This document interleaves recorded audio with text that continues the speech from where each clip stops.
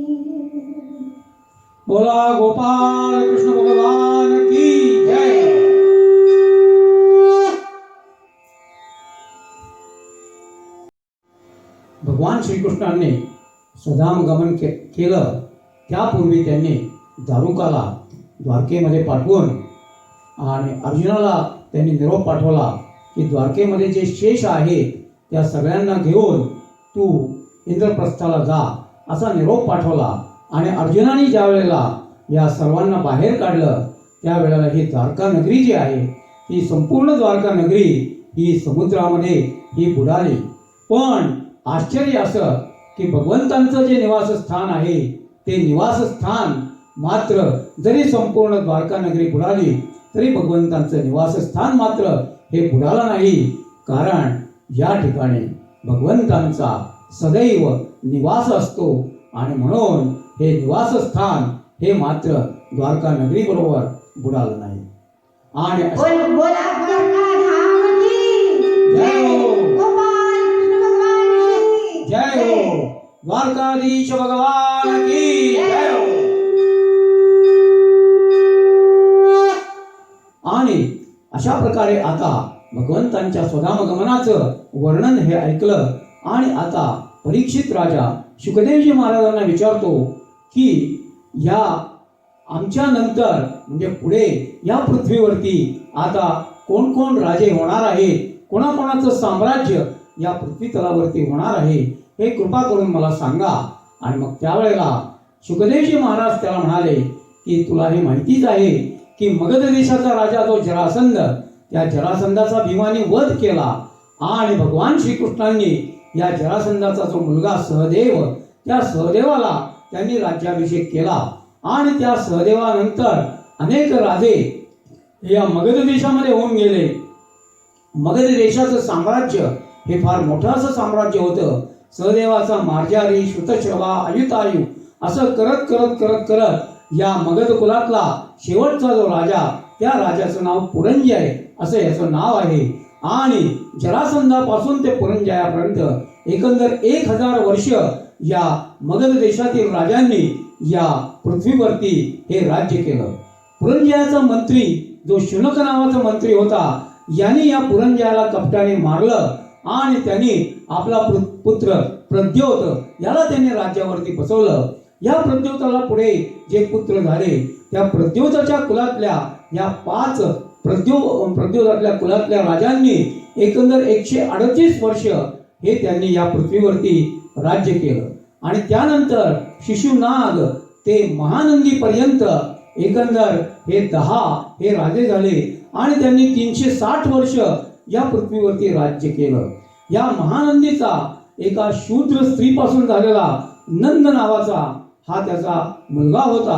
हा नंद जो आहे हा नंद अत्यंत नीच प्रवृत्तीचा आणि अधार्मिक असा हा राजा होता. पण हा सामर्थ्यशाली होता, त्याच्याकडे महापद्म अशी संपत्ती होती आणि म्हणून हा त्याला महापद्मपती असं ह्या नंदाला दुसरं एक नामाविधान हे प्राप्त झालं होतं.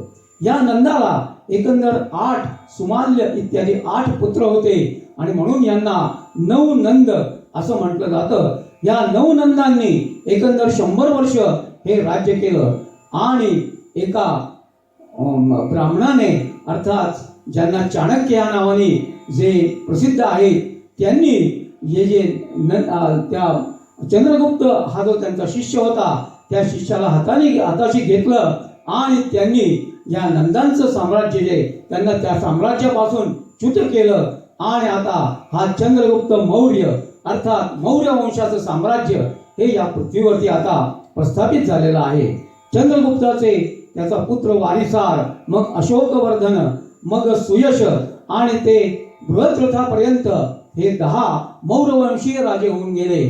त्यांनी एकंदर 137 वर्ष या पृथ्वीवरती राज्य केलं. आणि या बृहद्रथाचा सेनापती पुष्यमित्र यांनी या बृहद्रथाचा वध केला आणि पुष्यमित्रांनी स्वतः हे राज्य स्थापन केलं. त्याच्या कुळात एकंदर 10 राजे झाले. यांना शुंग असं या राजकुल घराण्याला नाव आहे. त्यांनी एकंदर 112 वर्ष हे त्यांनी राज्य केलं. आणि त्यानंतर त्यांचा जो अमात्य आहे कण्व वंशातला वसुदेव नावाचा त्यांचा अमात्य, त्यांनी राज्य आता काबीज केलेलं आहे.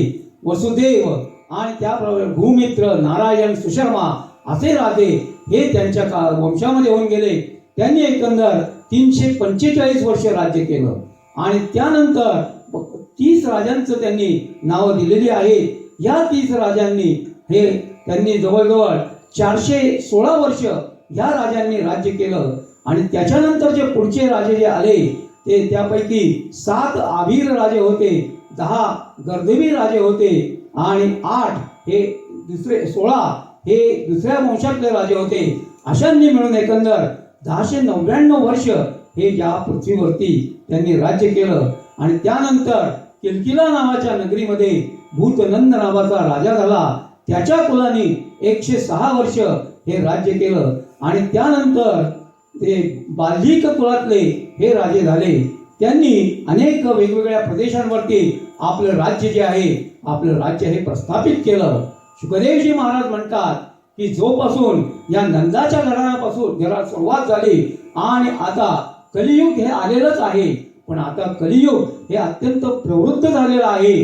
कलियुगाचा फार मोठा प्रभाव या विश्वावरती पडलेला आहे आणि आता या कलियुगामध्ये ततश्चानुदिनं धर्म सत्यम शौचम क्षमा दया कालेन बलिना राजन नक्षत्यायुर्बलम स्मृती. त्या कलीमुळे आता धर्म, सत्य, शुद्धता, क्षमा, दया हे सगळे जे गुण जे आहे हे गुण हे कल्याणकारक समजले जातात. या कलीच्या प्रभावामुळे हे गुण आता नाहीसे व्हायला लागलेले आहेत आणि ह्या गुणांबरोबरच माणसामध्ये दोषांनी प्रवेश केला आणि त्याचबरोबर माणसाचं आयुष्य हे कमी व्हायला लागलं, त्यांचं सामर्थ्य कमी व्हायला लागलं, त्यांची बुद्धीची तीव्रता ही कमी व्हायला लागली, त्यांची ग्रहण करण्याची क्षमता अर्थात स्मृती जी आहे ही सुद्धा त्यांची कमी व्हायला लागली. आणि आता या कलियुगामध्ये वित्तमेव कलौ नृणाम जन्माचार गुणोदया. आणि ह्या कलियुगामध्ये आता कशाला किंमत आहे तर फक्त पैशालाच ह्या कलियुगामध्ये ही आता किंमत राहिलेली आहे. धर्मन्याय व्यवस्थायाम कारणम बलमेव मी.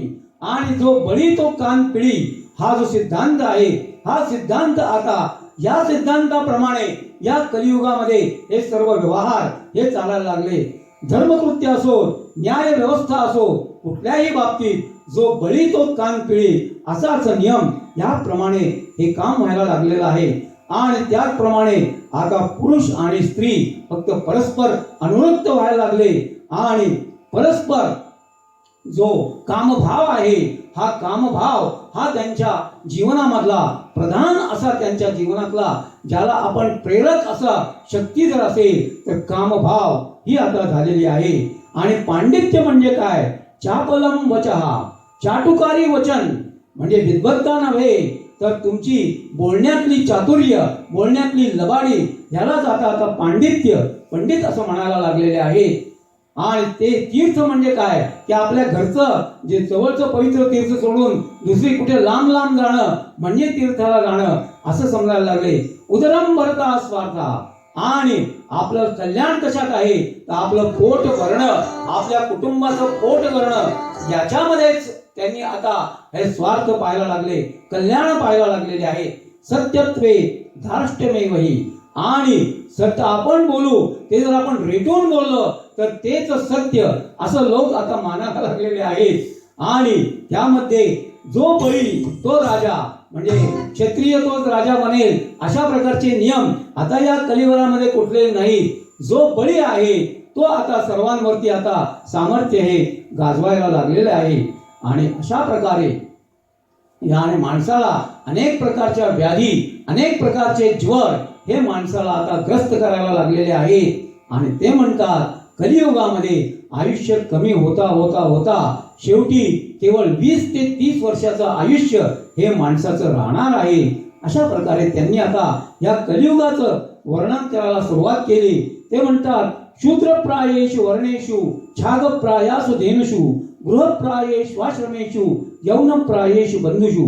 आणि आता सगळे वर्ण जे आहेत ते सगळे वर्ण हे नीच जातीचे नीच झालेले आहेत. कोणीच आता चांगलं भद्र वागणारा असा कोणीच राहिलेला नाही. त्याचप्रमाणे गायी सुद्धा ज्या आहेत या गायी जशा शेळ्या मेंढ्या असाव्यात तशा आकाराच्या या कलियुगामध्ये गायी या व्हायला लागलेल्या आहेत. आणि आश्रमांमध्ये सगळ्यात श्रेष्ठ आश्रम आता कुठला झाला तर गृहस्थाश्रम हा सगळ्यात श्रेष्ठ असा आश्रम मानायला लागले. आणि केवळ ज्यांच्याशी आपला नातेसंबंध आहे तेवढेच आपले बंधू असं लोक मानायला लागले. अनुप्राया स्वोषधीषु, आणि या वनस्पती ज्या आहेत या वनस्पती लहान लहान सूक्ष्म सूक्ष्म अशा व्हायला लागल्या आहेत. शमीप्रायेषु स्थासुषु, आणि उंच उंच वृक्ष जे आहेत ते एखाद्या रोपट्याप्रमाणे आता लहान लहान व्हायला लागलेले आहेत. विद्युतप्रायेषु मेघेषु, आकाशामध्ये ढग येतात, ढग विजा चमकवतात पण पाऊस मात्र पाडत नाही, अशी ढगांची अवस्था ही झालेली आहे. शून्य प्रायेषु सद्मसु, आणि घरं जरी माणसांनी भरलेली असली ती परस्पर प्रेमभाव नाही, आणि म्हणून घरं ही शून्यवत ही अशी ही घरं झालेली आहेत. आणि अशा वेळेला ज्या वेळेला ह्या कलियुगाचा संचार झाला आणि कलियुगामध्ये अनाचार वाढला, अधर्माचा प्रभाव वाढला, धर्माची हानी व्हायला लागली, सज्जनांचा विनाश व्हायला लागला, आणि परित्राणाय साधूनां विनाशाय च दुष्कृतां धर्म संस्थापनार्थाय संभवामि युगे युगे, अशी ज्या वेळेला या कलियुगामध्ये दारुण अशी अवस्था ज्या वेळेला निर्माण होईल त्यावेळेला मग आता भगवंत या कलियुगामध्ये अवतरित होतील. संबल नावाच्या गावाचा जो मुखिया आहे अशा या विष्णू यश नावाच्या ब्राह्मणाच्या घरी त्यांचा पुत्र म्हणून आता कल्की भगवान हे आता अवतरित होतील. बोला कल्की भगवान की जय. आणि हे कल्की भगवान जे आहेत त्यांना देवदत्त असा त्यांच्याजवळ एक घोडा असेल, अत्यंत वेगवान अशा या घोड्यावरती हे आरूढ होतील. त्यांच्या हातामध्ये तलवार हे त्यांच्या हातात शस्त्र असेल, आणि मग ते या पृथ्वीवरती अत्यंत वायुवेगाने या घोड्यावर स्वार होऊन हे विचरण करतील. आणि जे जे कोणी दुष्ट असतील, जे जे कोणी नीच असतील त्या सर्वांचा ते आता संहार करायला लागतील. आणि मग अशा प्रकारे हे कल्की भगवंत अवतरले, त्यांनी दुष्टांचा संहार केला. आणि त्याचबरोबर त्यांचा जो अंगराग आहे त्या अंगरागाचा अत्यंत सुगंधी असा परिमल जेव्हा वातावरणामध्ये हा पसरायला लागेल, वातावरण ज्या वेळेला पवित्र व्हायला लागेल त्यावेळेला मग लोकांची मनं जी आहेत ती मनं आता जी कलुषित झालेली होती ती मनं आता शुद्ध व्हायला लागतील.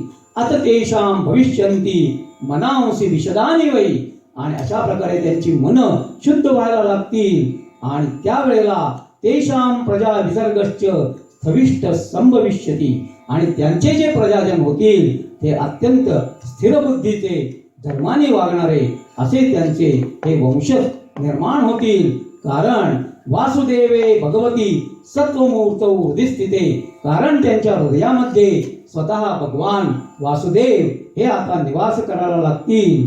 आणि मग अशा वेळेला शुकदेवजी महाराज म्हणतात, यदावतीर्णो भगवान कल्कीर धर्मपतीर हरिः कृतं भविष्यति तदा प्रजा श्रुतिश्च सात्विकी, आणि ज्या वेळेला कल्की भगवंतांचा अवतार होईल त्यावेळेला मग हे कलियुग जे आहे हे कलियुग संपेल. आणि परत आता हे जे 4 युगांचं चक्र जे आहे ते एक चक्र पूर्ण होईल. आणि आता पुढच्या युगीत चतुर्युगीतलं जे आता कृतयुग आहे त्या कृतयुगाला सुरुवात होईल असं हे शुकदेवजी महाराज हे सांगतात. आणि मग हे कृतयुग हे कुठल्या मुहूर्तावर किंवा कुठल्या ग्रहांची स्थिती त्यावेळेला काय असेल तर त्यावेळेला ते म्हणतात, यदा चंद्रश्च सूर्यश्च तथा तिष्य बृहस्पती एक राशौ समेष्यन्ति तदा भवति तत्कृतम्, आणि ज्या वेळेला चंद्र सूर्य आणि बृहस्पती हे ज्या वेळेला एकत्र म्हणजे बरोबर ज्या वेळेला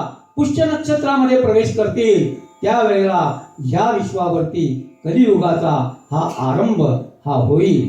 आणि ते म्हणतात, राजा हा जो नंदाला जो अभिषेक झाला तो आता राजा आजच्या तुझ्या काळापासून नंदाला अभिषेक होईपर्यंत एकंदर 1115 वर्ष ही जाणार आहे. आणि त्याचप्रमाणे त्यांनी आता कलियुग जे आहे हे कलियुग हे कधी कुठल्या ग्रहस्थितीमध्ये असताना कलियुगाचा प्रारंभ येतो, कुठली ग्रहस्थिती असताना कलियुग हा वृद्धिंगत होतं याचं त्यांनी वर्णन करतात आणि म्हणतात की कलियुगाला ज्याप्रमाणे कल्की भगवंतांच्या अवतारानंतर कृतयुगाचा प्रारंभ होतो त्याप्रमाणे यस्मिन् कृष्णो दिवं यातस तस्मिन्नेव तदा हनी प्रतिपन्नम कलियुगम इति प्राहु पुराविदा. आणि ज्या क्षणी भगवान श्रीकृष्णांनी या पृथ्वीचा त्याग केला आणि ते ज्या वेळेला स्वधामाला गेले त्या क्षणापासून या विश्वामध्ये हा कलीचा प्रवेश, कलियुगाचा प्रवेश हा झालेला आहे.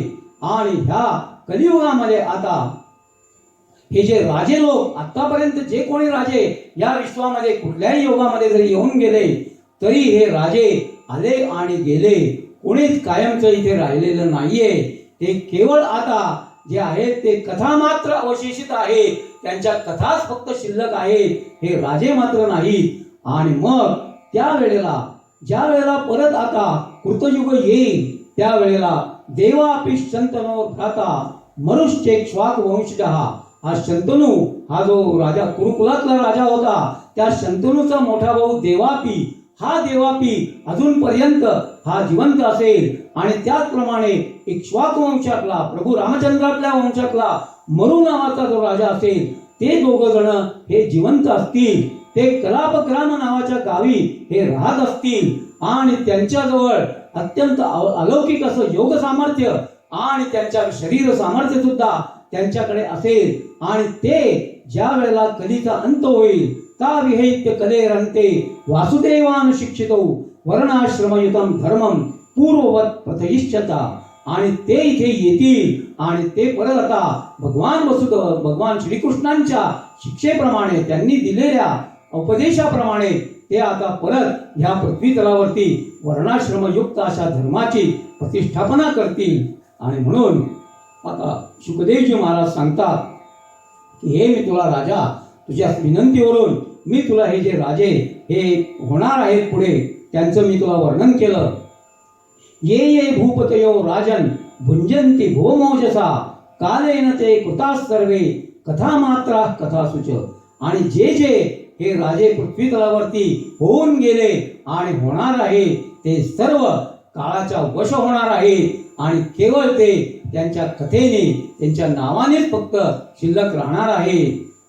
ते राजे ज्या वेळेला या पृथ्वी तलावरती असतात त्यावेळेला त्यांच्या मनामध्ये अशी इच्छा असते की मी या सर्व पृथ्वी पादाक्रांत करेन, या सर्व पृथ्वीवरती माझं साम्राज्य मी प्रस्थापित करेन. आणि त्यासाठी म्हणून अर्थातच हा षडवर्ग आपल्या मनात ज्या षडूर्मी आहेत काम क्रोध मद लोह हे मदमोह ह्या ज्या षड्रिपू आहेत त्यांच्यावरती प्रथम विजय मिळवायला पाहिजे. आणि त्यानंतर मी माझे मंत्री जे आहेत इतर राजे असतील त्यांच्यावरती आम्ही विजय मिळवू आणि पृथ्वीवरती साम्राज्य हे संपादित करू. अशा प्रकारचे विचार हे ज्या वेळेला राजांमध्येच्या मनामध्ये येत असतात त्यावेळेला पृथ्वी माता जी आहे ती मात्र मनातल्या मनात ही हसत असते. कारण ह्यांचा जो दंभ जो आहे, यांचा जो दर्प जो आहे, हा दर्प हा खरोखर हा दर्पाला काहीच जागा नाही. कारण एक दिवस हे सुद्धा आले तसेच जाणार आहे.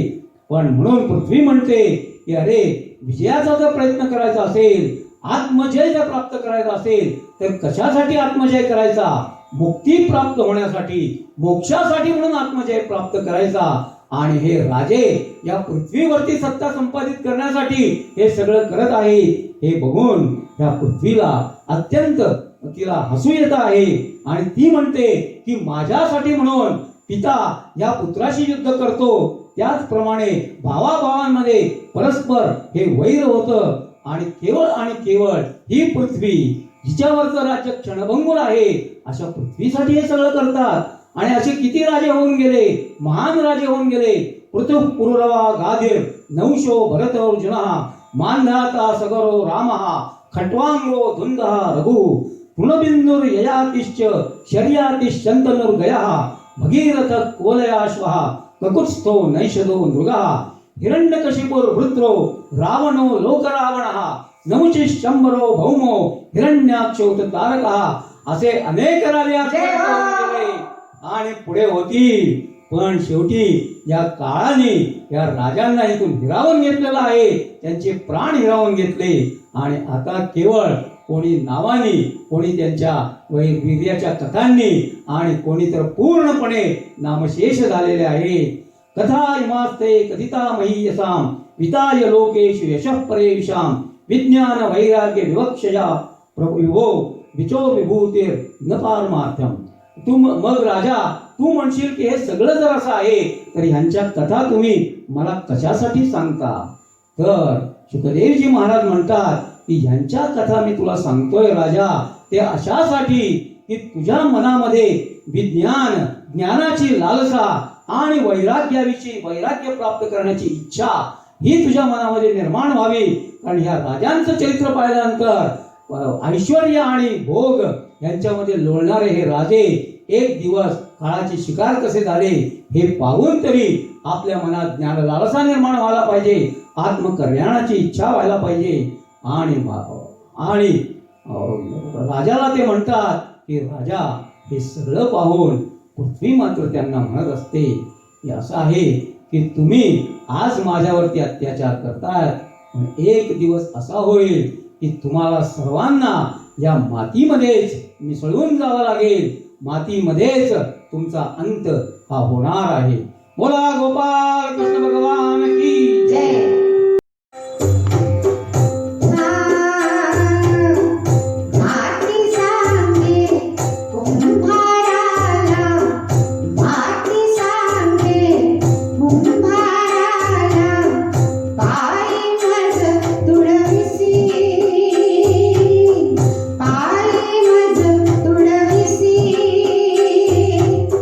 तुझाच आहे शेवट रे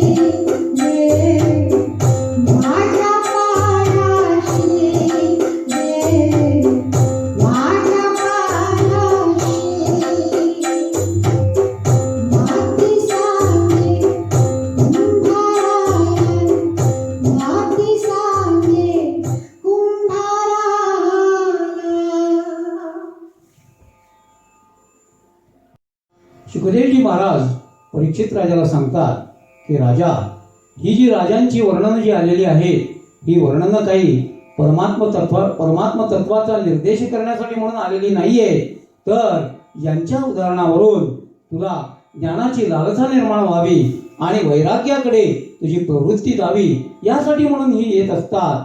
पण खरं जर कुठलं वर्णन मला अधिक आणि वर्णन अपेक्षित मला जे आहे किंवा इष्ट वर्णन जे आहे, तर ते काय आहे?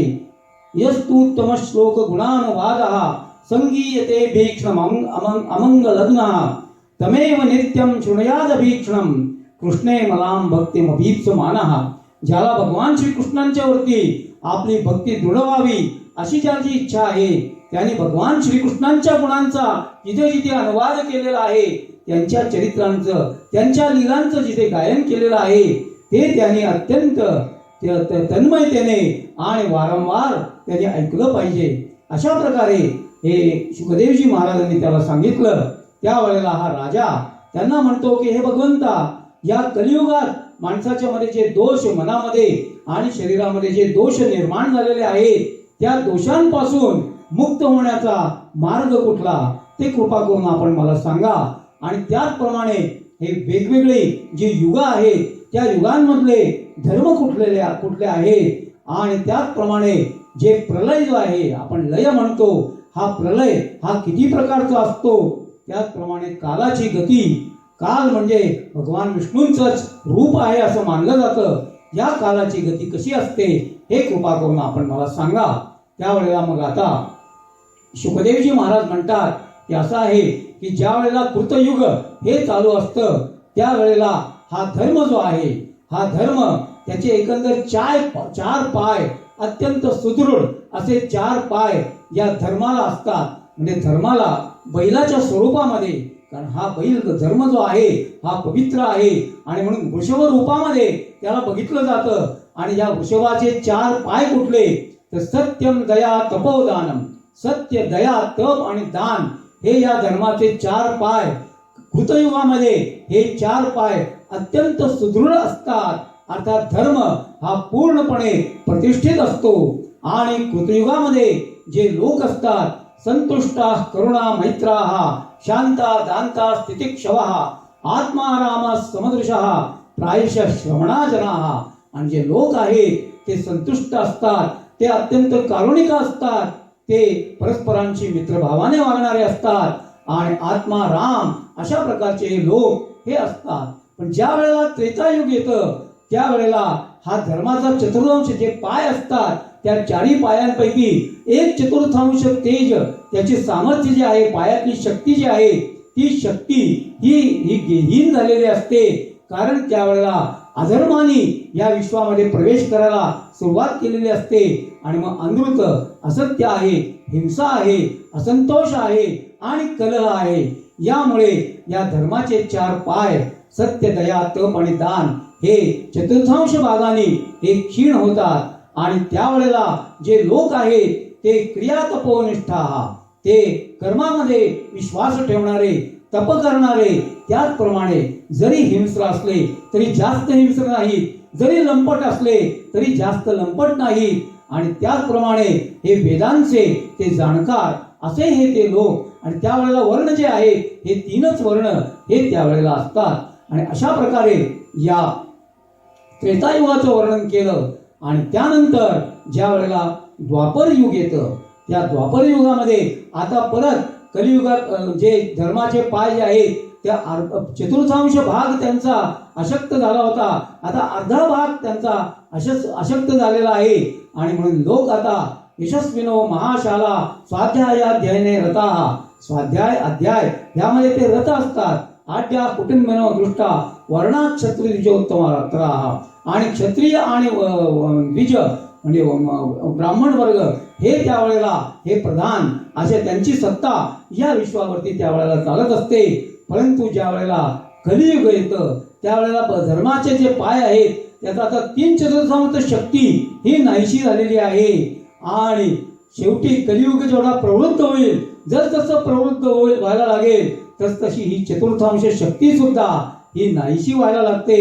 आणि म्हणून या कलियुगामध्ये लोक लुप्त, दुराचार, निर्दय आणि उगीच वैर करणारे आणि त्याचप्रमाणे त्यांची तृष्णा जी आहे अमर्याद तृष्णा असलेले असे लोक असतात आणि नीच लोक जे आहेत ते नीच लोक आता या कलियुगामध्ये सत्तेवरती येत असतात आणि त्यानंतर त्यांनी कृतयुगामध्ये काय माणसाच्या मनाचा कसा विकास झाला म्हणजे कृतयुग येतं हळूहळू ऱ्हास होत होत होत कलियुगामध्ये कसा माणसाचा पूर्णपणे हा ऱ्हास होतो त्याचं वर्णन त्यांनी केलं आणि अधर्मज्ञ या कलियुगामध्ये धर्म सांगायला लागतील म्हणजे जे धर्माचे उपदेशक म्हणून म्हणवतील ते स्वतः अधर्मी असतील आणि त्याचप्रमाणे कलौ काकिणिके व्यर्थे विगृह्य त्यक्त सौहृदाः कलियुगामध्ये माणसाला माणसाविषयी प्रेमभाव हा शिल्लक राहणार नाही आणि एका कवडीसाठी ते भांडणाला तयार होतात आणि इतके भांडणाला तयार होतात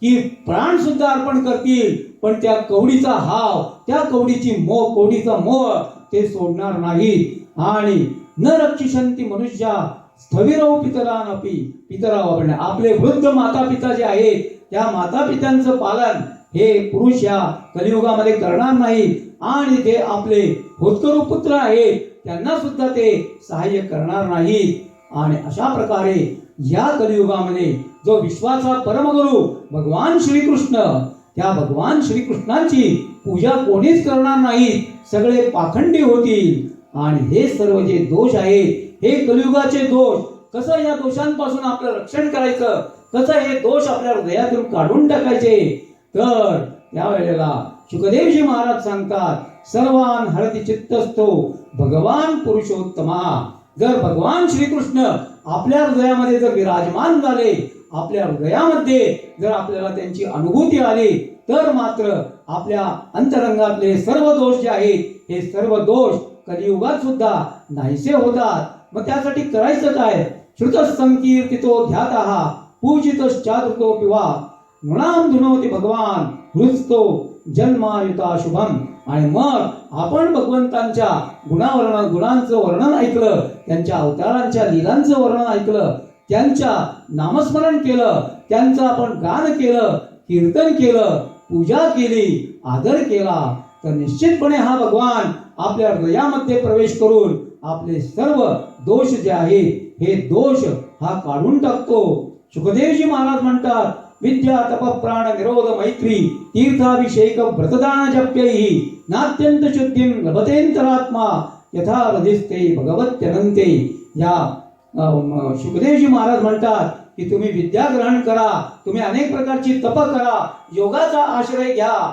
तीर्थांना जा पूजा अनेक व्रतवैकल्य करा पण ज्या भगवंतांच्या आपल्या अंतरंगात स्थित झाल्यामुळे जशी आपल्या दोषांपासून आपल्याला मुक्ती प्राप्त होते तशी कुठल्याही प्रकाराने ही प्राप्त होत नाही आणि म्हणून तस्मात् सर्वात मना राजम हृदिस्थं कुरु केशवम प्रियमाणो यवैतस ततो यासी परांगतीम तेव्हा हे राजा तू भगवान श्रीकृष्णांना आपल्या हृदयामध्ये स्थापित कर म्हणजे मग तुला दुसरं काहीही करायची आवश्यकता नाही कलेर दोषनिधे राजन अस्ति एको महान गुणः कीर्तनादेव कृष्णस्य मुक्त संगः परम व्रजे जरी कलियुगामध्ये या कलीमध्ये अनेक दोष असले दोष अनंत असले तरी राजा एक फार मोठा गुण या कलियुगामध्ये आहे आणि तो म्हणजे केवळ आणि केवळ भगवान श्रीकृष्णांचं कीर्तन केल्यामुळे त्यांचं भजन केल्यामुळे त्यांचं नामस्मरण केल्यामुळे आपली सर्व विषयांच्या संघापासून आसक्तीपासून पूर्णपणे मुक्तता होते आणि आपल्याला परमगती ही प्राप्त होत असते कृते यध्यायतो विष्णुं त्रेतायाम यजतो मखैः द्वापरे परिचर्यायाम कलौ तत् हरिकीर्तनात् कृतयुगामध्ये परमेश्वराचं ध्यान केल्यामुळे आपल्याला जी गती प्राप्त होते त्रेतायुगामध्ये यज्ञाच्या द्वारे यजन केल्यामुळे जी गती प्राप्त होते द्वापर युगामध्ये परिचर्या पूजा केल्यामुळे जे आपल्याला प्राप्त होतं ते सगळंच्या सगळं आपल्याला कलियुगामध्ये केवळ आणि केवळ हरी कीर्तनामुळे भगवंतांच्या नामसंकीर्तनामुळे आपल्याला प्राप्त होतं बोला गोपाल कृष्ण भगवान की जय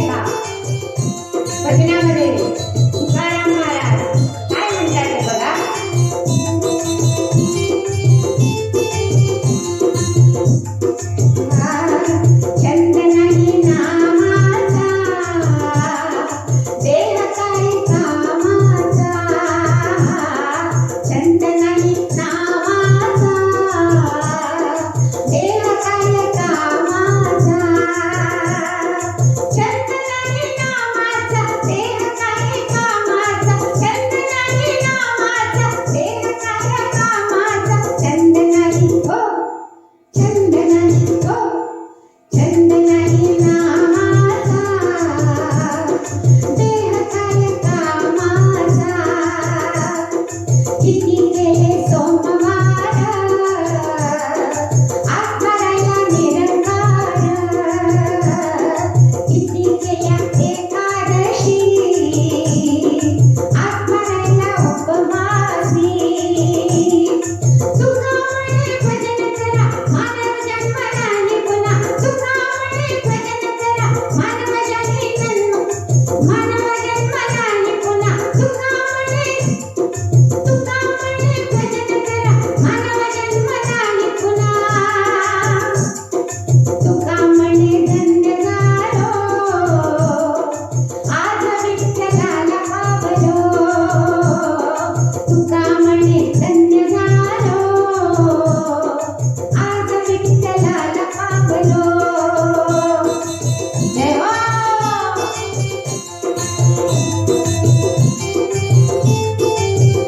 कृष्ण कृष्ण राधे कृष्ण कृष्ण कृष्ण राधे कृष्ण कृष्ण कृष्ण राधे कृष्ण कृष्ण कृष्ण राधे कृष्ण तुझा गजर हरिनामाचा झेंडा डोलला तुझा गजर हरिनामाचा झेंडा डोलला पाळवंटी चंद्रभागेच्या घाटी नाव मांडला पाळवंटी चंद्रभागेच्या घाटी मंगली कमरे आर विठ्ठल ज्ञानदेव तुकाराम पंढरनाथ भगवान की जय गोपाल कृष्ण राधे कृष्ण भगवान की हो.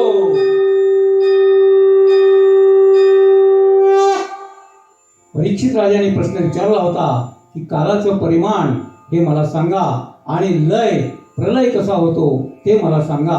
त्यावेळेला शुकदेवजी महाराज त्याला म्हणतात की कालच ते परमाणवार्धेर द्विपरार्धावधेर नृप परमाणूपासून ते द्विपरार्धापर्यंत हे कालाचं जे परिमाण आहे ते परिमाण मी तुला मागेच सांगितलेलं आहे. आणि आता तुला मी हे जे लय जे आहे हे लय किंवा प्रलय हे कसे असतात आणि याचे प्रकार किती ते तुला मी सांगतो.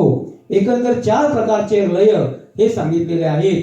एक म्हणजे नैमित्तिक लय, दुसरा म्हणजे प्राकृतिक लय, तिसरा म्हणजे आत्यंतिक लय आणि चौथा म्हणजे नित्य लय. आता हा नैमित्तिक लय आहे तो कसा होतो आणि कधी होतो तर असा आहे की ब्रह्मदेवाचा एक दिवस म्हणजे 1000 चतुर्युगी म्हणजे कृत त्रेता द्वापर आणि कली या युगांना यांचा जो एक समूह त्याला एक चतुर्युगी म्हणायचं. अशी 1000 चतुर्युगी म्हणजे ब्रह्मदेवांचा एक दिवस आणि या 1000 चतुर्युगीमध्ये एकंदर 14 मनु होत असतात. तेव्हा या ब्रह्मदेवाचा दिवस 1000 चतुर्युगी, ब्रह्मदेवाची रात्र सुद्धा 1000 चतुर्युगींची आहे.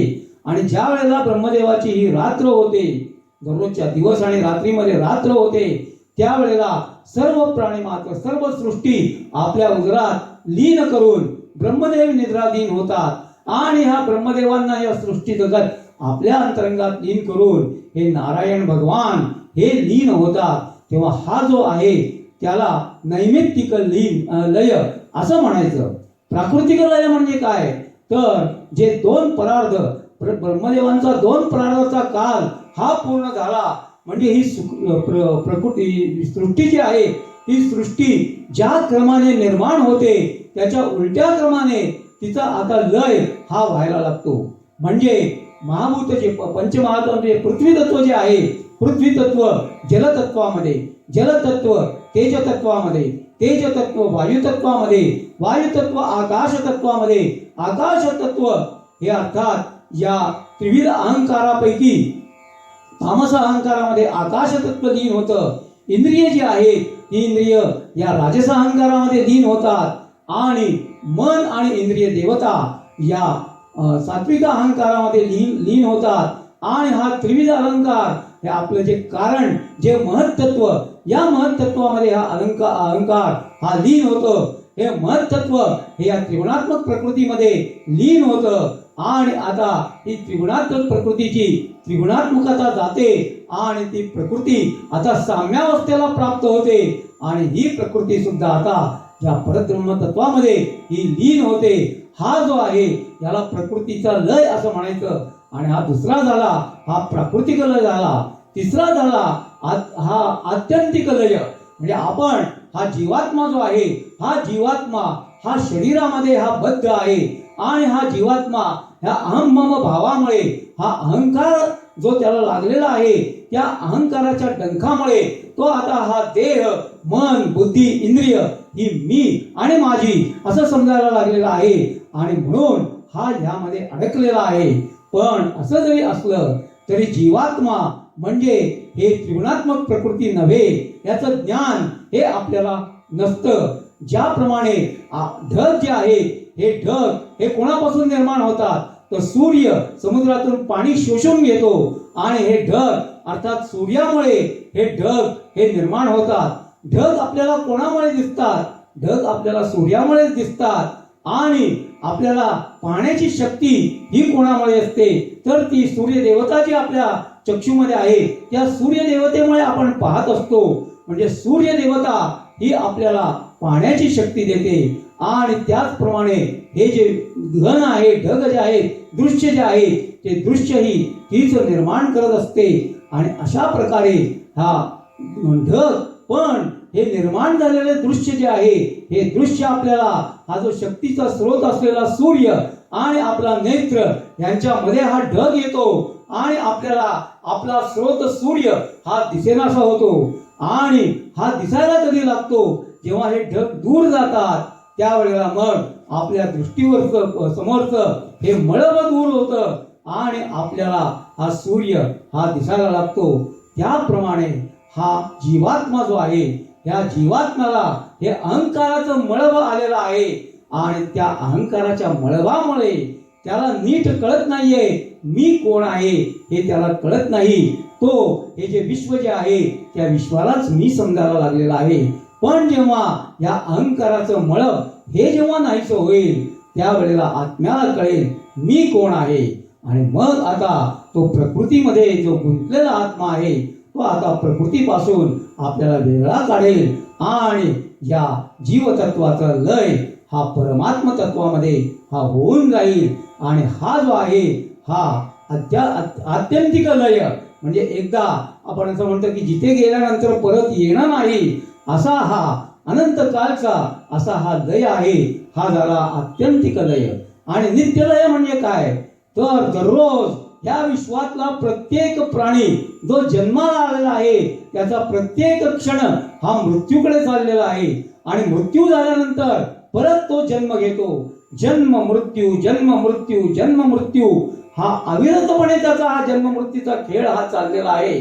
आणि केवळ सजीवांचाच नाही तर निर्जीवांचाही हा जन्म मृत्यूचा खेळ अविरतपणे चाललेला आहे. विश्वातल्या प्रत्येक वस्तूचा अविरतपणे चाललेला हा मृत्यूचा हा जो पाठपुरावा आहे आणि तो हा त्याला असं म्हणायचा हा नित्य लय आहे. अशा प्रकारे त्यांनी या लयांची एक वेगवेगळ्या प्रकारचे लय कसे आहे ते सांगितलं. आणि मग त्यानंतर आता ते त्याला म्हणतात राजा ते परीक्षित राजाला म्हणतात की परीक्षित राजा आतापर्यंत मी तुला पुराण संहिताम एतान ऋषिर नारायणो व्ययः नारदाय पुराप्राह कृष्णद्वैपायनाय सहा. आतापर्यंत मी तुला भगवंतांचं हे जे चरित्र सांगितलं आणि हे संपूर्ण भागवत पुराण मी हे जे तुला सांगितलं ही पुराणाची संहिता जी आहे प्रथम नारायण ऋषींनी ही नारद मुनींना सांगितली. त्यानंतर नारद मुनींनी ही कृष्णद्वैपायन म्हणजे माझे पिता व्यास मुनींना ती सांगितली. आणि व्यास मुनींनी हे महाभागवत जे आहे ते महाभागवत पुराण जे आहे ते त्यांनी मला सांगितलेलं आहे. बोलो व्यास मुनी महाराज की जय हो.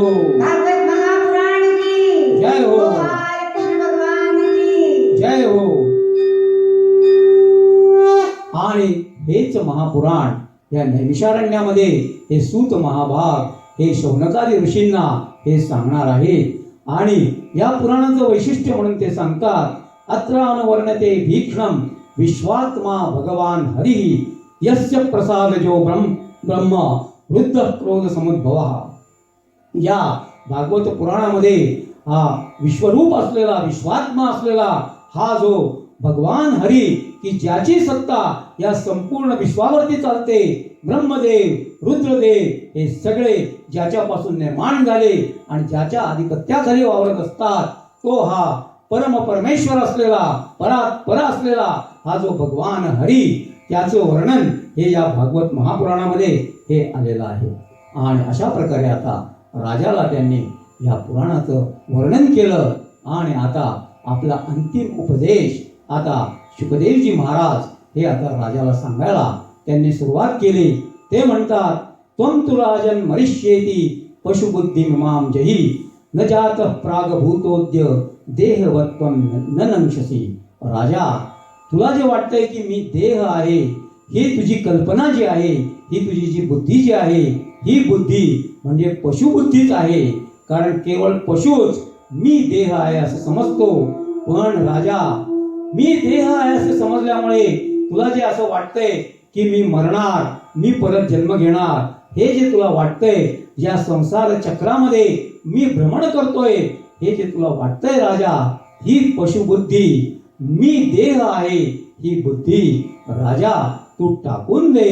कारण राजा, हा देहाला कधीतरी हा जन्म होता, या देहाला कधीतरी हा देह हा आपल्याला दिसतो, भासमान होतो आणि कधीतरी या देहाला अंत आहे। पण राजा, तू देह नाहीस, राजा तू नव्हतास, अशी परिस्थिती कधीच नव्हती। राजा तू सदैव होतास, राजा तू आजही आहेस आणि राजा तू उद्याही असणार आहेस। कारण राजा तू देह नसून परमात्म तत्व आहेस आणि म्हणून ही पशुबुद्धी आपल्या अंतःकरणातून तू काढून टाक। न भविष्यसि भूत्वा त्वं पुत्र पौत्रादि रूपवान बीजांकुरवत देहादे व्यतिरिक्तो यथा नलः। तुला जर असं वाटत असेल की पुत्र पौत्र अशा प्रकारे माझं प्रवाह सातत्य राहील आणि मी आजन्म हा मी राहीलच, असं जर तुला वाटत असेल तर राजा हे अत्यंत चुकीचं आहे। कारण राजा, पुत्र जो आहे हा तुला होत नाही, देहाला तुझ्या पुत्र होतो, पौत्र होतो, तो तुझ्या देहामधून झालेल्या पुत्राला हा त्याच्या देहाला पौत्र होत असतो। आणि म्हणून बीजांकुराप्रमाणे हे जरी सतत चक्र फिरतं राहिलेलं वाटलं तरी राजा, या चक्राशी तुझा काहीही संबंध नाही। ज्याप्रमाणे लाकूड आहे, या लाकडाची उत्पत्ती, स्थिती किंवा नाश, यामुळे या लाकडातलं जे अग्नितत्व जे आहे, त्या अग्नितत्व कधी उत्पन्न झालं तिथे स्थिर झालं आणि त्याचा नाश झाला असं म्हणता येत नाही। अग्नितत्व हे लाकूड असो किंवा नसो, अग्नितत्व चिरस्थायी ज्याप्रमाणे आहे त्याप्रमाणे देहरूपामध्ये असो किंवा नसो, राजा तुझा आत्मा हा चिरंतन आहे। स्वप्ने यदा शिरच्छेदम पश्यत्वाद्यात्मन स्वयं यस्मात् पश्यन्ति देहस्य तत् आत्मा यजोमरः। राजा, ज्याप्रमाणे स्वप्नामध्ये आपण स्वप्न पाहत असतो आणि त्यावेळेला आपल्याला स्वप्न पाहत असताना आपल्याला असं वाटतं की माझ्यावर कोणीतरी आघात केला, माझा कोणीतरी हात तोडला, हे सगळं जेव्हा वाटत असतं राजा, तेव्हा देहावरती आघात होतोय, पण ते जाणणारा हा कोणीतरी वेगळा असतो आणि तो वेगळा असतो। म्हणून स्वप्नातून जागा झाल्यानंतर हे स्वप्न होतं, हे खोटं आहे, मला काही झालेलं नाही, याचं ज्ञान ज्याप्रमाणे आपल्याला होतं। कारण स्वप्न जे आहे हे स्वप्न त्रिगुणांचं बनलेलं आहे, हे मनाला आहे, हे आत्म्याला नाही। आत्मा हा अज आहे, अमर आहे। घटे भिन्ने यथाकाश आकाशस्य यथापुरा एवं देहे मृते जीवो ब्रह्म संपद्यते पुनः। राजा, ज्याप्रमाणे एखादा घट असतो, घट ज्या वेळेला असतो त्यावेळेला आपल्याला वाटतं की बाहेरचा आकाश आणि घटातला आकाश, चिदाकाश आणि घटाकाश हे भिन्न भिन्न आहे असं आपल्याला वाटत असतं। पण राजा, ही भिन्न नसतात, हा केवळ आभास असतो। कारण घट हा आभास आहे, घट नाहीसा होतो, घट मोडतो, त्यावेळेला ते पूर्वीच चिदाकाशाशी एकरूप असलेलं पण घटामुळे वेगळं भासमान होणारं असं जे आकाश आहे ते एकरूप होऊन जातं। त्याप्रमाणे हा देह जरी गेला तरी हा जीवात्मा हा देहामुळे कधीही नष्ट होत नाही. भलेही तो एका देहातून दुसऱ्या देहात जाताना दिसतो, पण राजा हा जीवात्मा हा परमात्म तत्वाचाच हा भाग आहे, त्याच्याशी एकरूप आहे. त्यामुळे देह गेला तरी हा कधीही जात नाही. मग हा देह हा संसार हा निर्माण कोण करतं? राजा मनस्सृजती वै देहान गुणान कर्माणि चात्मनः. राजा हे जे मन जे आहे, हे मन हे आपले देह, त्याचप्रमाणे हे विषय आणि हे कर्म या सगळ्यांना या जणू काय या जीवात्म्यासाठी म्हणून हे मन हे निर्माण करत असतं. आणि ह्या मनाला माया जी आहे भगवंतांची, ही माया या मनाला निर्माण करत असते. आणि त्यामुळे जेव्हा आत्मा या मनाशी संबद्ध होतो अहंकाराच्या द्वारे, या मनाशी ज्या वेळेला तो लग्न होतो, त्यावेळेला मग हा जीवाला सुद्धा हा संसार जो आहे, हा संसाराचा या चक्रामध्ये हा जीव सुद्धा भ्रमण करायला लागतो. ज्याप्रमाणे स्नेहाधिष्ठान वर्त्यग्नी संयोगो यावदीयते ततो दीपस्य दीपत्वम एवं देह कृतो भवः. ज्याप्रमाणे राजा हा जो दिवा लावतो आपण, हा दिवा लावत असताना त्या दिव्यासाठी एक समई लागते, त्यामध्ये तेल घालावं लागतं. त्याचप्रमाणे एक वात लागते आणि त्या वातीला अग्नीचा संयोग त्या वातीशी करायला लावतो, म्हणजे मग हा दिवा हा लागतो. त्याप्रमाणे आपल्या शरीराच्या बाबतीत सुद्धा हे तेल म्हणजे काय? ते कर्म आहे. आणि त्याचा अधिष्ठान आधाररूप समई म्हणजे काय? तर मन म्हणजे ही ती समई आहे. आणि वात म्हणजे काय? आपलं शरीर म्हणजे ह्या दिव्याची वात आहे. आणि हा अग्नीचा संयोग म्हणजे काय? तर चैतन्याचा जो आभास आपल्याला होतो, चैतन्याचा जो अध्यास आपण या मनावरती प्रतिबिंबित करून घेतो, तो अध्यास म्हणजे हा अग्नीचा संयोग आहे. आणि अशा प्रकारे हा दिवा ज्याप्रमाणे तेवायला लागतो, त्याप्रमाणे हे मन, आत्मा, मन, इंद्रिय आणि शरीर हे कर्म करायला लागत असतं. पण ज्याप्रमाणे एक दिवा विझला म्हणून त्या दिव्यामागे जे प्रकाशक तत्व अर्थात जे ज्योती तत्व जे आहे, ते ज्योती तत्व हे कधीही विनाश होत नाही. त्याप्रमाणे जरी एक देह गेला तरी सुद्धा हा देह कितीही झाले तरी हे जे प्रकाशक असं जे आत्मतत्व जे आहे, हे आत्मतत्व हे कधीही नाश त्याचा होत नाही. त्रिगुणात्मक असल्यामुळे मन, बुद्धी, इंद्रिय आणि देह हे सगळे विनाश पावतात. आत्मा मात्र त्रिगुणांच्या पलीकडे आहे, तो कधीही त्याचा विनाश होत नाही. तो अजर आहे, तो अमर आहे, तो अविनाशी आहे.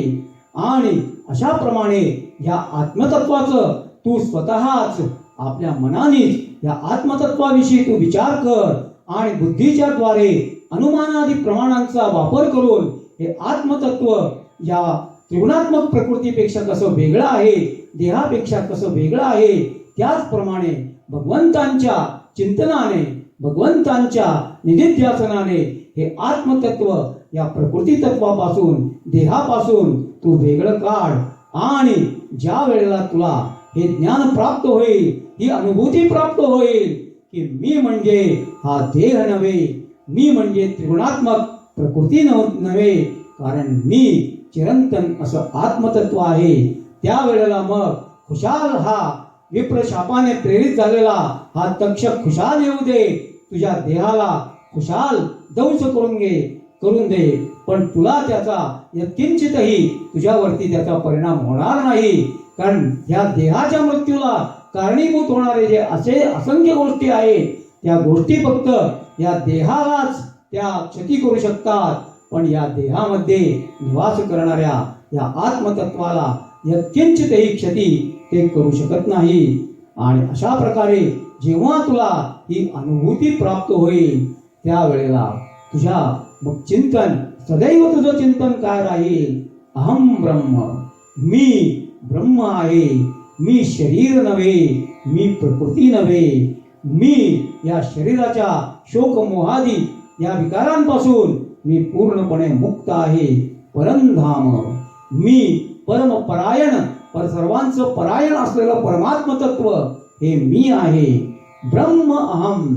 आणि परमतत्व म्हणजे मीच आहे.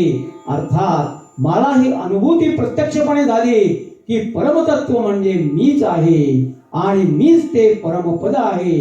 जेव्हा अशा प्रकारे ही अनुभूती तुला प्राप्त होईल आणि ज्या प्रकारे या परमात्म तत्वाशी तू एकरूप ज्या वेळेला होऊन जाशील आणि त्यावेळेला निरुपाधिक अशा आत्मतत्वामध्ये तू पूर्णपणे एकरूप झाल्यानंतर तुझा हा देहभाव जो आहे हा नाहीसा होईल आणि मग हा अतिभयानक अत्यंत विषारी हा तक्षक येऊन जरी तुझ्या शरीराला त्यांनी दंश केला तरी राजा तू आता शरीर विश्व परमात्मा या सगळ्याच्या तू पलीकडे गेलेलं परमात्म तत्व आहेस आणि त्यामुळे तुझ्यातली द्वैत बुद्धी गेलेली आहे. सर्व ही अभेद बुद्धी पूर्णपणे तुला प्राप्त झालेली आहे. त्यामुळे तक्षक आल्याचंही तुला कळणार नाही, त्याने दंश केल्याचंही तुला कळणार नाही. तू पूर्णपणे निर्लेप असशील. अशा प्रकारे राजा तू जो काय मला प्रश्न विचारला होता त्या प्रश्नाचं अर्थात भगवंतांच्या या स्वरूपाचं वर्णन आणि तुझं आत्मस्वरूपाचं वर्णन मी हे तुला करून सांगितलेलं आहे. राजा तुला आणखीन काही ऐकायची इच्छा आहे का? त्यावेळेला मग अर्थात सूत आणि शौनक यांचा हा संवादाच्या द्वारे हा शुक आणि परीक्षिताचा संवाद आपल्यापर्यंत येतो. पण या ठिकाणी आता सूत महाभाग हे शौनकादी ऋषींना म्हणतात, एतन् निशम्य मुनिना भीतं परीक्षित व्यासात्मजेन निखिलात्मदृशासमेन तत्पादमूलमुपसृज्य न तेन मूर्ध्ना बद्धांजलिस्तमिदमाह विष्णुरातः. आणि मग तो परीक्षित राजा हा परात्पर गुरु असलेल्या या शुकदेवजी महाराजांच्या जवळ अत्यंत विनम्राने गेला. त्यांनी चरणावरती लोटांगण घातलं आणि हात जोडून अत्यंत विनम्रपणे हा राजा आता म्हणायला लागलेला आहे, सिद्धोस्मि गृहीतोस्मी भवता करुणात्मना श्रावितो यच्च मे साक्षात अनादि निधनो हरिही. हे गुरुवर मी अत्यंत उपकृत झालेलो आहे, कारण आपण अत्यंत कृपाळूपणे मला हा साक्षात अनादि निधन आदि अंत नसलेला हा जो भगवान श्री कृष्ण आहे, भगवान श्री हरी आहे, त्याचं गुणवर्णन, त्याचं रूपवर्णन, त्याचं स्वरूप मला आपण समजावून सांगितलेलं आहे. आपण अत्यंत कृपाळू आहात आणि हे आपण मला हा अनुग्रह माझ्यावरती आपण केला. मी आता सिद्ध झालेलो आहे. मला प्राप्तव्य जे आहे ते प्राप्त हे झालेलं आहे. नात्यद्भुतमहं मन्ये महताम अच्युतात्मनाम आत्मेषु तापतप्तेषु भूतेषु जगनुग्रह. आपण संत आहात, आपण परम कारुणिक आहात. त्यामुळे आमच्यासारख्या भवसागरामध्ये अत्यंत तप्त झालेल्या त्रासलेल्या अशा दीन अशा पुरुषांवरती आपण ही कृपा कराल. यामध्ये काहीही हे आश्चर्य करण्यासारखं हे काही नाही. पुराण संहिताम एताम अश्रौष्म भवतो वयम यस्याम खलु उत्तम श्लोको भगवान अनुवर्णवे. आपल्याकडून ज्या पुराण संहितेमध्ये भगवंतांचं हे अत्यंत एक उत्कृष्ट असं वर्णन केलेलं आहे, ती पुराण संहिता मी आपल्याकडून ऐकलेली आहे. भगवन् तक्षकादिभ्यो मृत्युभ्यो न बिभेम्यहं प्रविष्टो ब्रह्म निर्वाणम अभयं दर्शितं त्वया. हे मुनिवर, मी आता तक्षक किंवा कुठे मृत्यूचं कुठलंही कारण असलं तरी मी कुठल्याही प्रकारे या मृत्यूदायक गोष्टींची मला आता भीती वाटत नाही. कारण मी आता या परमात्म तत्वाशी मी आता एकरस झालेलो आहे. बोलो परीक्षित महाराज की जय, शुकमुनी महाराज की जय. मी या परब्रह्म तत्वाशी एकरस झालेलो आहे आणि आपणच मला या संपूर्ण भयापासून आपण मला मुक्त केलेलं आहे. अनुजानीहि मां ब्रह्मन् वाचं यच्छाम्यधोक्षजे मुक्त कामाशयं चेतः प्रवेश विसृजान नसून, हे मुनिवर, आपण आता मला अनुज्ञा द्यावी. मी आता माझी वाणी जी आहे ही परमेश्वरांच्या ठिकाणी मी माझी वाणी आता लीन करणार आहे. माझं मन जे आहे हे मन आता पूर्णपणे काम आणि त्यांच्या संस्कारापासून मुक्त झालेलं आहे. आणि ते चित्त आता मी भगवंतांच्या चरणकमलांपाशी मी आता रत करणार आहे. आणि ह्याच अवस्थेमध्ये, या एकरस अवस्थेमध्ये मी प्राणत्याग करणार आहे. अज्ञानंच निरस्तं मे ज्ञान विज्ञान निष्ठया भवता दर्शितं क्षेमं परम भागवत पदम. माझं अज्ञान, हे आपण ज्ञान आणि विज्ञान यांचं मला आपण ही अनुभूती करून दिली आणि त्यामुळे माझं अज्ञान हे आता नाहीसे झालेलं आहे. आपण मला भगवंतांचं ते परम असं जे पद जे आहे, ज्यामध्ये मनुष्याचं परम कल्याण आहे, असं पद आपण, परमपद आपण मला दाखवलेलं आहे. आणि असं म्हणून परीक्षित राजाने शुकमुनींना वंदन केलं आणि हे वंदन केलं. आणि आता शुकदेवजी महाराज त्यांनी त्याला वरदहस्त हा त्याच्या मस्तकावरती ठेवला आणि शुकदेवजी महाराज हे इतर संतांच्या बरोबर आता तिथून हे निघून गेलेले आहेत. आणि आता बोलो शुकमुनी महाराज की, सर्व संतन की जय. आणि आता या परीक्षित राजाने आता आपलं पूर्णपणे हे लक्ष जे आहे हे लक्ष आता या परमात्म तत्वाच्या वरती त्यांनी केंद्रित केलेला आहे. तो आता पूर्णपणे या परमात्म तत्वाशी एक रूप झालेला आहे. आणि त्याचं शरीर जे आहे त्या शरीरावरची त्याची आसक्ती पूर्णपणे नाहीशी झाली. अहंकार पूर्णपणे विलीन झाला. त्याचं शरीर आता जणू काय त्याचं राहिलेलं नाही. ते शरीर एखाद्या झाडाचं खोड असतं त्याप्रमाणे कणखर झालेला आहे, कठोर झालेला आहे. आणि तो आता परीक्षित राजा या गर्भासनावरती, या गंगेच्या तीरावरती उत्तरेकडे मुख करून हा बसलेला आहे. तो आता ब्रह्मलीन झालेला आहे. त्याचे सर्व संग आणि त्याचे सर्व संशय हे नाहीसे झालेले आहे. तो आता या देहभावातून या आत्मभावामध्ये पूर्णपणे रत झालेला आहे. आणि अशा वेळेला हा तक्षक साप जो आहे, हा तक्षक साप त्याला दंश करण्यासाठी म्हणून आला. येताना त्याला हा कश्यप ब्राह्मण भेटला. हा कश्यप ब्राह्मण ह्या परीक्षिताकडून धन घेऊन त्याला ह्या सर्पदंशाबरोबर त्याला औषध माहिती होतं, मंत्र माहिती होता. त्या मंत्राने त्याचं रक्षण करायचा त्याचा विचार होता. हा तक्षक त्याला म्हणाला की तुझ्याकडे मंत्र आहे, पण त्या मंत्राचं सामर्थ्य मला दिसू दे. आणि मग त्यावेळेला त्याच्या सांगण्यावरून, या कश्यपाच्या सांगण्यावरून त्यांनी एका झाडाला त्यांनी दंश केला. झाड भस्मसात झालं. आणि ह्यांनी हा मंत्र जो आहे, या मंत्राच्या प्रयोगाच्या द्वारे हे झाड जे भस्म झालेलं होतं ते त्यांनी जसं होतं तसं पुनर्जीवित केलं. तक्षकाच्या लक्षात आलं की ह्याच्याकडे अमोघ अशी मंत्रशक्ती आहे.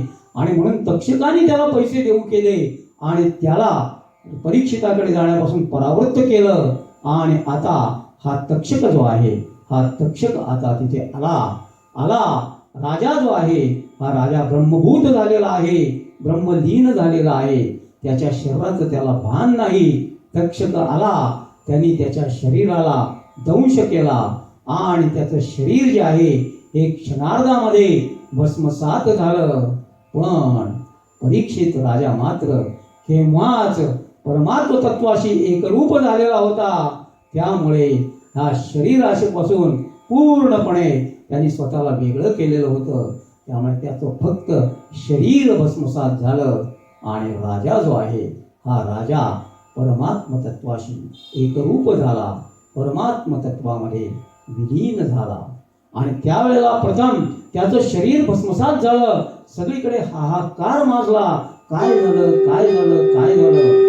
क्षणार्धात सगळ्यांच्या लक्षात आलं की नाही, हा परीक्षित राजा आता या देहापासून मुक्त झालेला आहे, परमात्म तत्वाशी एकरूप झालेला आहे. आणि म्हणून आता क्षणापूर्वी दुःखसागरामध्ये लोटले गेलेले हे सर्व जन जे आहे ते आता आनंद सागरावरती उचंबळायला लागले आणि त्यांनी आता आकाशामध्ये सुद्धा देवांनी दुंदुभी वाजवायला सुरुवात केली. गंधर्व आणि अप्सरांनी आता गायन आणि नर्तन करायला सुरुवात केलेली आहे. या परीक्षिताच्या या देहावरती आता त्यांनी वरून आकाशातून पुष्पवृष्टी करायला ही सुरुवात केली. अहं ब्रह्मास्मि ॐ तत्त्वमसि ॐ नमो भगवते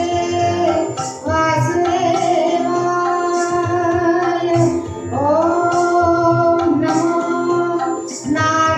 नारायणाय ॐ विष्णवे नमः हरि ॐ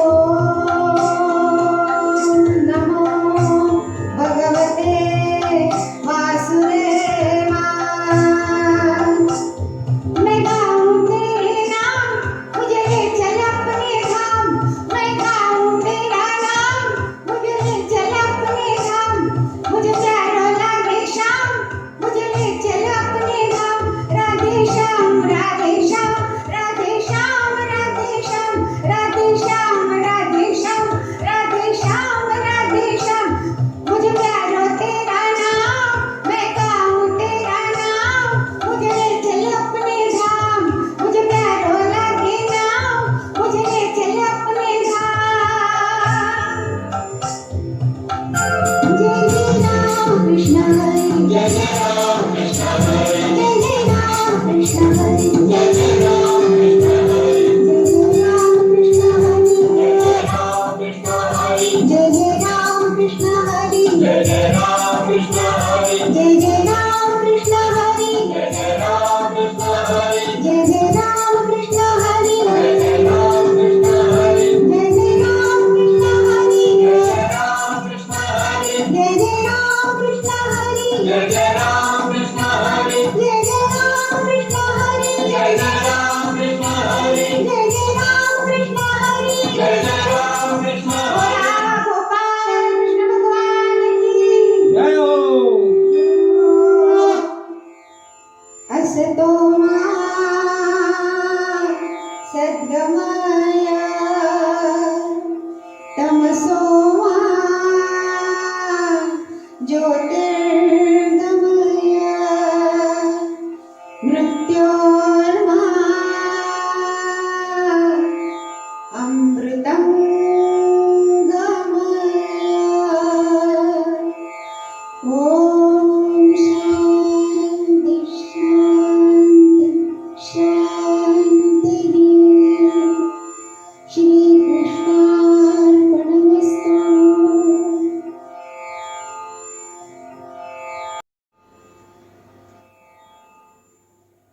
भागवत कथेचे रसिक आणि श्रद्धाळू श्रोतेगण, उद्या आपल्या या भागवत कथेची आपण सांगता करणार आहोत. अर्थात सांगता करत असताना आपण हा ग्रंथ हा मस्तकावरती धारण करून ग्रंथ दिंडी ही काढायची आहे आणि त्यानंतर आपण या भगवंतांची आणि या ग्रंथाची आपण आरती करणार आहोत. तेव्हा उद्या आपण अत्यंत उत्साहाने हा सांगता समारोह जो आहे हा सांगता समारोह हा संपन्न करूया. बोला गोपाल कृष्ण भगवान की जय.